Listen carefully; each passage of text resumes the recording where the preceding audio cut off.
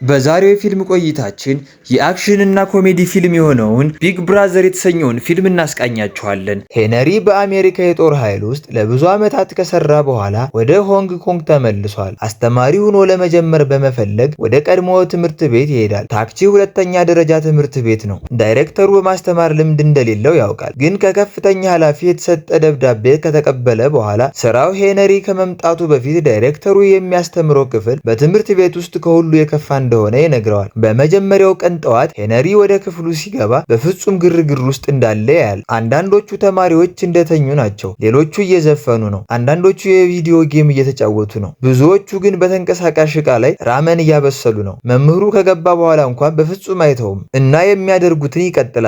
ሄነሪ ትኩረታቸውን ለመሰብሰብ ይሞክራል፣ ግን እነሱ እንዳልሰሙ ያስመስላሉ። ትኩረታቸውን ለመሳብ መሞከሩን ይተውና በክፍሉ ዙሪያ በመዞር እነሱ እየሰሩ ባሉት ነገሮች ላይ አስተያየት ይሰጣል። ራመን ብዙ ሶዲየም እንዳለበት በመንገር እያበሰሉ ያሉ ተማሪዎች ትንሽ እንዲበሉ ይጠይቃቸዋል። ከዛ ሄነሪ ዙፋ የተባለ ልጅ ጊታር እየተጫወተ ሲያይ ወደሱ ይቀርብና ይረዳዋል። እንዲሁም ቀኑን ሙሉ ስክሪን መመልከት ከሚያመጣው ጨረር ጋር በተያያዘ አንድ የሚጫወት ተማሪ ያስጠነቅቃል። ተማሪዎቹ በመጨረሻ ሲያዳምጡት ራሱን ያስተዋውቃል እና ስሙንና ስልክ ቁጥሩን ሰሌዳ ላይ ይጽፋል። ጽሑፉ አስቀያሚ ስለሆነ ይስቁበታል። ከዚያም አንድ ተማሪ ይጠራውና ክፍሉን ለቆ እንዲወጣ ይነግረዋል።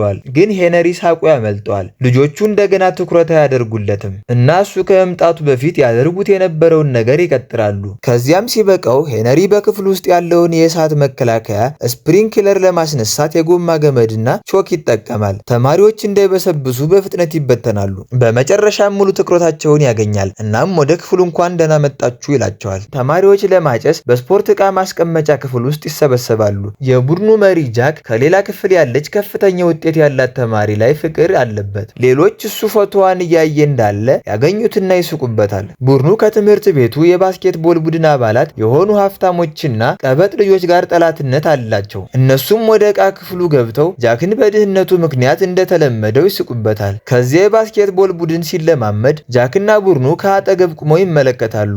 ጃክ ጠርሙስ መድረኩ ላይ ይጥላል። ይህም የቡድኑን መሪ እንዲወድቅ ያደርገዋል። ልጆቹ ይስቃሉ። ግን የትምህርት ቤቱ የእንግሊዘኛ መምህር ሚስ ሊንግ ቅጣት ትሰጣቸዋለች። ቅጣቱን ለመሸሽ እሷን ይሸውዷታል። ቀልድ እንደነበር ያስመስላሉ እና እሷ ጠረጴዛውን ስታጸዳ ጥለዋት ይሮጣሉ።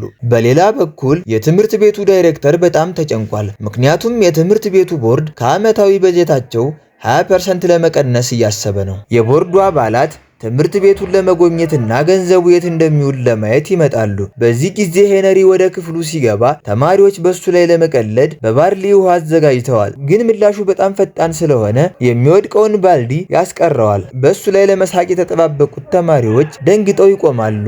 ሄነሪ ጃክን የሲጋራ ፓኬት እንዲሰጠው ይጠይቀዋል፣ እሱ እንደሚያጨስ ስለሚያውቅ። ጃክን ምን ሊያደርግ እንደሆን በመገረም ፓኬቱን ይሰጠዋል።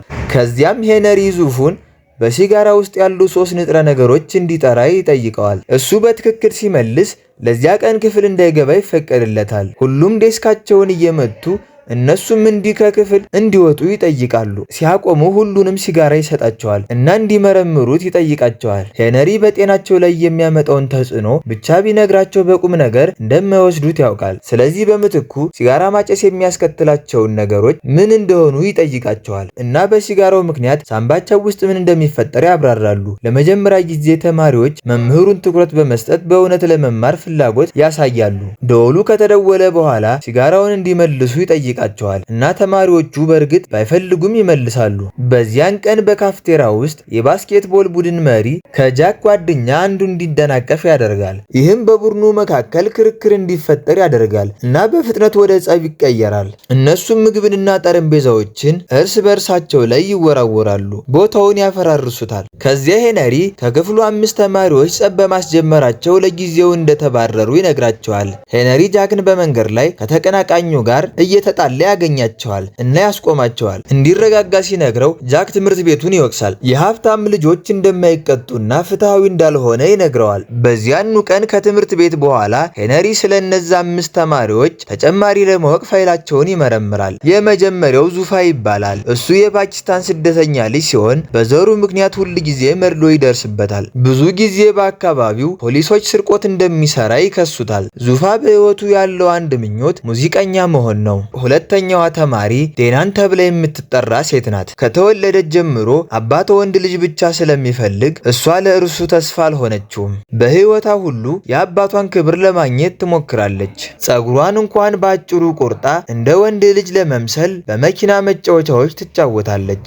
ግን አባቷ አያስብላትም። ታናሽ ወንድሟን ግን እንደ ንጉሥ ያከብረዋል። ሌላ ደግሞ ብሩስ እና ክሪስ የተባሉ ወንድማማቾች አሉ። እነሱ ገና ሕፃን እያሉ እናታቸው ከአንድ ወንድ ጋር ሸሽታ ሂዳለች። ይህም አባታቸውን መጠጥ ወዳጅ አደረገው። ወንድማማቾቹ በሚያድጉበት ጊዜ እርስ በእርሳቸው ይተጋገዙ ነበር። ብሩስ ከእውነታው ለመሸሽ በቪዲዮ ጌሞች ይጫወት ነበር። ክሪስ ግን ለቤተሰቦቹ ገንዘብ ለማግኘት ሱቅ ላይ በትጋት ይሰራ ነበር። በመጨረሻም አምስተኛ ሄነሪ ስለ ጃክ የቤተሰብ ታሪክ ምንም መረጃ አላገኘም። በሚቀጥለው ትዕይንት ጃክ በምግብ ቤት ውስጥ አስተናጋጅ ሆኖ ሲሰራ ይታያል። የኤምኤምኤ ቁማር ተጫዋች ጃኒንግ ከንግድ አጋሮቹ ጋር ወደ ምግብ ቤቱ ይመጣል። እሱ ሳይመለከተው ጃክ ውድ ላይተሩን ይሰርቃል፣ ነገር ግን ይያዛል። ከዛም የጃኒንግ ጠባቂዎች ጃክን ይደበድቡታል። እሱ ደግሞ መታወቂያውን ያያል። ተማሪ እንደሆነ ካወቀ በኋላ ጥቂት ገንዘብ ይሰጠዋል እና የምግብ ዴሊቨሪ ሰራተኛቸው ሆኖ እንዲሰራ ያደርገዋል። በሌላ በኩል ሄነሪ ወደ ዙፋ ቤት ይሄዳል እና ትኬት ከሰረቀ በኋላ ከአባቱና ከጓደኞቹ እየሸሸ እንዳለ ያገኘዋል። መጀመሪያ ይረዳዋል፣ ነገር ግን ለምን እየተከተሉት እንደሆነ ካወቀ በኋላ አባቱን ይደግፈዋል። ከዚያም እሱና ዙፋ በድልድይ ላይ ለመዝናናት ይሄዳሉ። ዙፋን የሚፈልገውን ነገር እንዲያደርግ ለማበረታታት ሄነሪ በመንገድ ላይ ከሚዘፍኑ ባንድ ጋር ይዘፍናል። ከጥቂት ሰኮንዶች በኋላ ዙፋ ይቀላቀለዋል። እናም ከብዙ ዓመታት በኋላ ለመጀመሪያ ጊዜ በሰዎች ፊት ይዘፍናል። የብሩስና ክሪስ አባት እንደ ሁልጊዜው አምሽቶ ወደ ቤት ይመጣል እና ከሱቅ ቢራ እንዲያመጡለት ይጠይቃቸዋል። እነሱ ግን አይሆንም ይሉታል። በቀጣይ ቀን ሄነሪ ከነሱ አባት ጋር ይገናኛል እና ለልጆች ጤና ሲባል ወደ ማገገሚያ እንዲሄድ ያስረዳዋል። በዚያን ጊዜ የዴናን አባት የሜካፕ እቃዎች ፖርሳ ይዞላት ይመጣል። እናም አንድ ጊዜ እንደ ሴት እንድትቀበል ይጠይቃታል። ዴናን ሁል ጊዜ በቂ እንደሆነች እንዲሰማት ስለማያደርግ በአባቷ ተናደደች። እሷም ሜካፑን ታናሽ ወንድሟን በመቀባት ከቤት የመኪና ቁልፍ ይዛ ትወጣለች። እሷ የአባቷን መኪና ለመንዳት ትዘጋጃለች። ሄነሪ በትክክለኛው ሰዓት ያስቆማታል። ከመንጃ ፍቃድ ውጭ መንዳት እንደሚያስቀጣ ይነግራታል እና ሌላ አማራጭ ሀሳብ ይነግራታል። ከዛ ቀጥሎ ወደ ጎካርት የሩጫ ሜዳ ይሄዳሉ። ሄነሪ አባቷ ይጋብዘዋል። በሁለቱ መካከል ምንም አይነት መተዛዘን የለም። በመጨረሻም ከመስመሩ ውጭ ይገናኛሉ። ድንገት የዴናን ጎካርት በመኪና ትመታባታለች። ነገር ግን እሷ ችግሮችን ትቆጣጠራለች። አባቷ ሲያቅ ጮኋል። ዴናን በእውነቱ እርሷን እንደሚወድ ሲረዳ እሱን ያቅፈዋል። በቀጣዩ ቀን ትምህርት ቤት ብሩስ እና ክሪስ ከቡድናቸው ጋር ወደ ኢየሱስ ማገገሚያ ማዕከል ሄደው እዛ ያሉ ሰዎችን ማጓራት ጀመሩ። ያገኙት ሰው አባታቸው መሆኑን ሲያዩ ደነገጡ። ተማሪዎች እንዴት መጠጣት ጀመርህ ብለው ጠየቁት። ሚስቱን በጣም ይወድ እንደነበር፣ ነገር ግን በሕይወቱ በጣም መጥፎ ጊዜ ላይ ሰው ጋር ትታው እንደሄደች ይናገራል። ከዚያን ጊዜ ጀምሮ መጠጥ እንደጀመረና ሁለት ልጆቹን ማሳደግ እንደረሳ ይናገራል። ነገር ግን ብሩስና ክሪስ ልጆቹ መሆናቸውን አልተናገረም፣ ግን ይቅርታ ይጠይቃቸዋል። በመጨረሻም ወንድማማቾቹ ያለቅሳሉ። በሌላ በኩል ጃክ ለኤምኤምኤ ቁማር ተጫዋች ጂንዩንግ ጋር ስራ ጀመረ። በሚቀጥለው ጨዋታ የተቀናቃኙ መጠጥ ውስጥ መድኃኒት እንዲጨምር ብዙ ገንዘብ ያቀርብለታል። ጃክ መጀመሪያ ይጠራጠራል፣ ግን በግድ እንዲቀበል ይገደዳል። በውድድሩ ቀን ጃኒንግ አንድ ተቀናቃኙን በገንዘብ ይደግፈዋል፣ ነገር ግን ሲሸነፍ ብር ያገኛል። ጃክ በተቀናቃኙ መጠጥ ውስጥ መድኃኒት ያክላል፣ ነገር ግን ሲያደርገው አይተው ይይዙታል።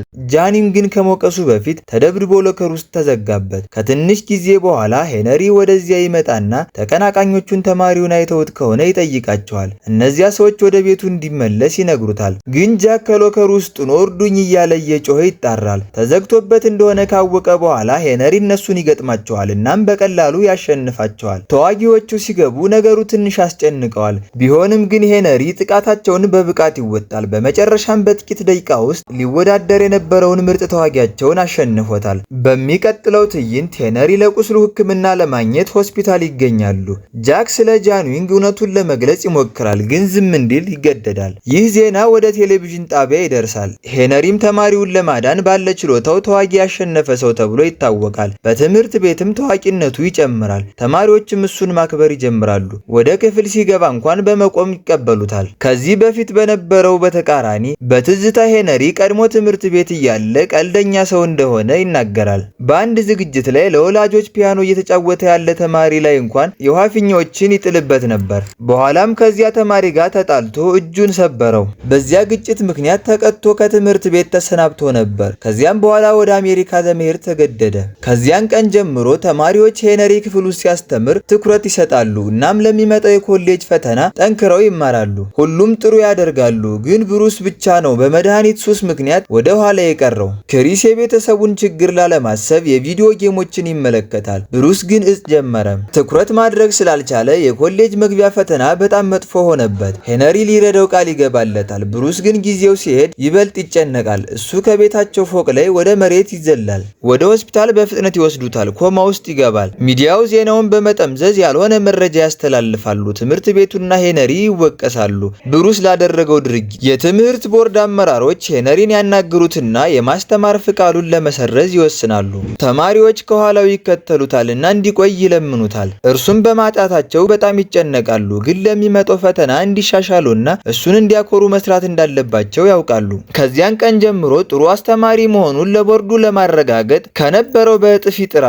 በፈተናው ቀን ጃክ ከሙሉ የክፍሉ ተማሪዎች ጋር ከሄነሪ የሚል መልእክት ይደርሳቸዋል። ከፈተና 1 ሰዓት ቀድመው ትምህርት ቤት እንዲገናኙ ይጠይቃቸዋል። ተማሪዎቹ ሲሰበሰቡ ያገኙት የጂኒንግን ወጥመድ መሆኑን ነው። ለፈተናቸው በሰዓት እንዳይደርሱ ነው ዓላማው። ይህን ሁሉ ያደረገው ሄነሪን ለመበቀል ነበር። ከትንሽ ጊዜ በኋላ ሄነሪ ወደ ትምህርት ቤት ይመጣና ስለ ጂኒንግ እቅድ ያውቃል። ተማሪዎቹ ነፃ እንዲሆኑ ያደርጋቸዋል። ልጆቹ እንዳይጎዱ ከጂኒንግ ጋር ይጣላል። ተማሪዎቹ ይወጡና በፍጥነት ወደ ፈተና ክፍሉ ይሄዳሉ። ሄነሪ ግን ጃኒንግን እየገጠመው ነው። ጃኒንግ ሄነሪ በልጅነቱ የውሃ ፊኛዎች ይደፋበት የነበረው ልጅ መሆኑን አወቀ። ሄነሪ እጁን ስለሰበረው በትልቅ ሙዚቃ ውድድር ላይ መወዳደር አልቻለም ነበር። ከዚያን ክስተት ጀምሮ ፒያኖ አልነካም። ለህልሙ አለመሳካት ሄነሪን ተጠያቂ ያደርጋል። ሄነሪ ከሱ ጋር ለመነጋገር ይሞክራል፣ ግን እንደገና ይጣላሉ። ቢላዋ ለመያዝ በጣም ይታገላሉ።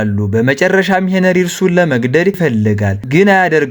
በልጅነቱ ያደረገው ስለሆነ ይቅርታ ይጠይቅና ይሄዳል። ተማሪዎቹ በትክክለኛው ሰዓት ወደ ፈተና ክፍል ደርሰው ፈተናቸውን ይጨርሳሉ። ከጥቂት ሳምንታት በኋላ ሁሉም በአሪፍ ውጤት ያልፋሉ። ጂኒንግ እንደገና ፒያኖ መጫወት ይጀምራል፣ ግን እንደ ቀድሞው ለመሆን በደንብ መለማመድ ይጠበቅበታል። ብሩስ በፍጥነት ያገግማልና የሚቀጥለው ዓመት የመግቢያ ፈተና እንደሚሳተፍ ቃል ይገባል። ዋና መምህሩም ደስ ይላቸዋል፣ ምክንያቱም ቦርዱ ተማሪዎቹ በመግቢያ ፈተና በጣም ጥሩ ውጤት ስላመጡ ለትምህርት ቤቱ 20% ተጨማሪ ገንዘብ እንዲሰጥ ወስነዋል። ሄነሪ ወደ ማስተማር ስራው ይመለሳል እና በሌላ ቡድን ተማሪዎች ላይ የእሳት መጫወቻ ቀልድ ይሰራል። አብራችሁን ስለነበራችሁ እናመሰግናለን። ቀጣይ በሌላ ቆንጆ የፊልም ታሪክ እስክንመለስ ሰብስክራይብ በማድረግ ቤተሰብ ይሁኑ።